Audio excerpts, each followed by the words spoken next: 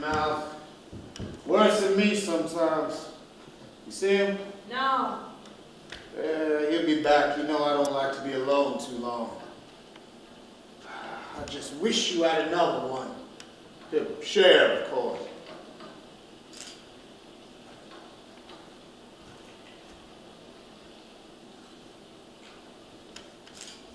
I thought you gave me your last one.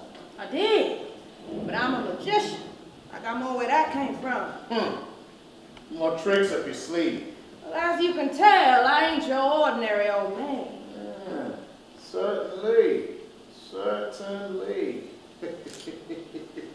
My guest is Rebecca Benson, director of The Mountaintop. Welcome. Thank you. Tell us a little bit about the play. Well, The Mountaintop is a fantastical reimagining of the last night of Dr. Martin Luther King Jr.'s life.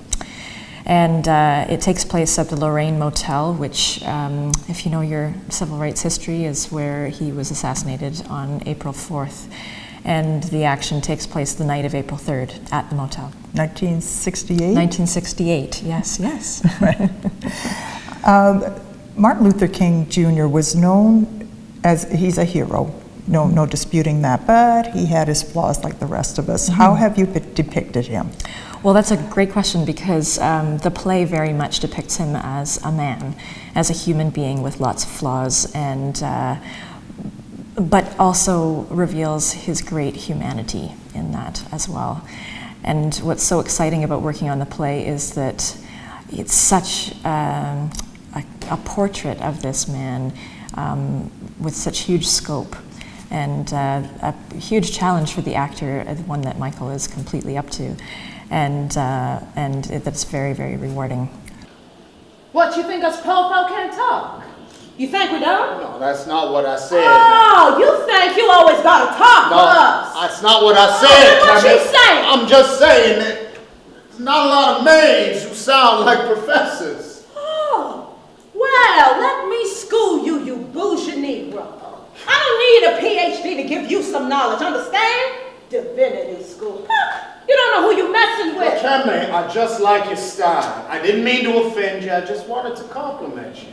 So this was a different era and a different time. How did you prepare for this role?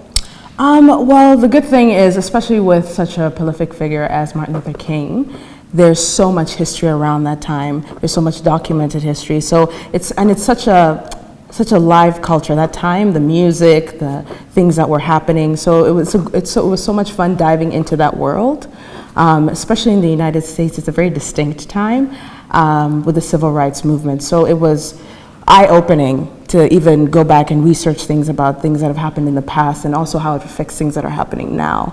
So yeah, it was really fun. I say fun, but it's a really heavy play. But it was fun going back and learning the history, right, of the civil rights movement. I imagine it was. And most people would have been in awe and a little tongue-tied, but you're not. How did that work, being up against someone who was so famous at the time? The thing that I think that we've discovered in rehearsal is that it's a relationship between two human beings, and that one human being happens to be Martin Luther King, but he's also just a man. And we talk about those themes of just humanity in this play, that it's just about this man who has this great passion and love for the world and for the rights of humanity, and how he just does basic things as well and goes through human things as well. And that's sort of what my character does. We have this, I open him up, and the Katori Hall, the playwright, has given us such a honest portrayal of a man. And yes, it's not all fact, but it's just an opportunity for people to be like, look, Martin Luther King is a prolific figure, but he was also just a man. He was a husband. He was a father. He was a friend. As well as he a made preacher. Mistakes. He was a preacher, yeah. And so that's important too, to him being an icon. You sang it real pretty, now. How are my oratorical skills? Oh, you see, you think I know the words. How are my oratorical skills compared to My child? Well, I'm better. Oh, really? No, you made it sound real pretty now, but I'm better.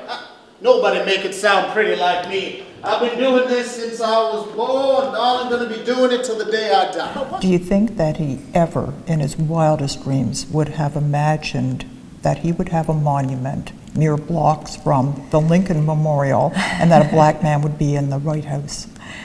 I think he hoped very much for that, and I think he dreamed big, and I think he would believe that was possible. That's what he was working for, and I think, even though he was a very humble man, I think that he hoped that what his work was doing was laying the groundwork for more people to take up that struggle and to continue to work for equality and justice.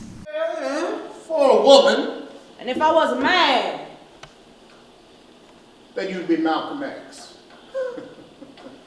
so you calling Malcolm X a sissy?